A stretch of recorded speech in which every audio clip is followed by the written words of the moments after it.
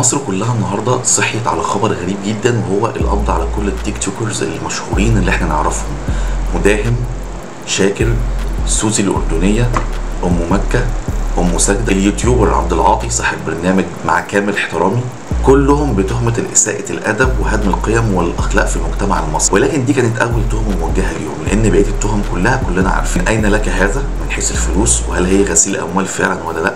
وهي أكيد غسيل أموال لأن مصر كلها عارفة النقطة دي. أما النقطة الثانية فإن بعضهم زي شاكر ومداهم لو معاهم سلاح غير مرخص وانواع مخدرات منهم الايس زي ما ظاهر قدامكم دلوقتي عن طريق جريده المصري اليوم واليوم السابع، بهدف الاتجار فيه او التعاطي.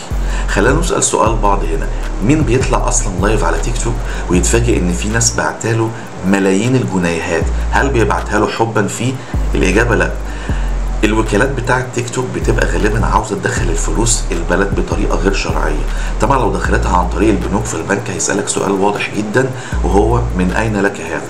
فبيبدا يدخلها عن طريق تيك توكرز، بيجيب اي تيك توكر سواء مشهور او غير مشهور، ويقول له احنا عندنا مبلغ عاوزين ندخله ليك عن طريق هدايا، وانت نسبتك هتبقى 1 2 3، والهدايا دي هتدخل لك على كذا يوم. فانت كل اللي هتعمله هتدخلها على اكتر من محفظه الكترونيه، سواء فودافون كاش، اتصالات كاش، او اورنج كاش، او اي محفظه الكترونيه بنتعامل بيها، وهنتقابل في بلد معينه وهتسحبها وتديها لنا وندي لك نسبتك. عشان كده هتلاقي دايما اغلب التيك توكر فجاه كده بين يوم وليله بيروحوا دبي، ويروحوا دبي كده معاهم لبس شيك جدا واحدث الموبايلات واحدث ما اعرفش ايه.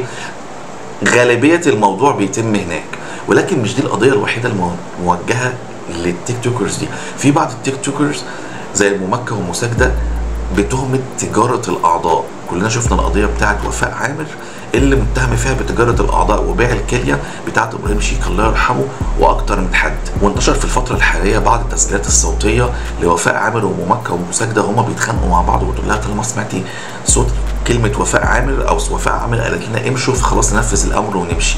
كمان في فيديو ظهر لإبراهيم شيك وهو فايق من العمليات وهو بيقول مين اتبرع لمين؟ مين اتبرع لمين؟ كمان ظهور بنت مبارك في الموضوع اللي بدأت القضية كلها واللي بسببها الدنيا ولعت في مصر، وصلنا للمرحلة بتاعت دلوقتي هو القبض عليهم.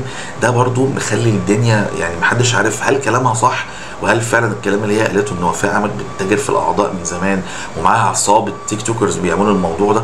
اصل يا جماعه بالعقل كده، بالعقل كده، مين بين يوم وليله هيشتري بدل الفيلا 2 و3 و4؟ مين بين يوم وليله هيكسب في اليوم الواحد مليون جنيه؟ الموضوع فعلا فيه شك وفيه نسبه غسيل اموال مرعبه لغايه ما التحقيقات تخلص والعداله تاخد مجراها. مش هقول غير ان بعض الظن اثم، ماشي، ولكن لغايه ما العداله تاخد مجراها فالناس دي في شباك، حرفيا شباك الإدانة، بتهمة غسيل الأموال، تهمة تجارة الأعضاء، وتهم تانية كتير من ضمنها حيازة السلاح وتجارة. فلغاية ما نعرف الحقيقة فين بالظبط وكله يعترف على كله، لأن لو واحد فيهم يعترف بس هيجر البقية معاه.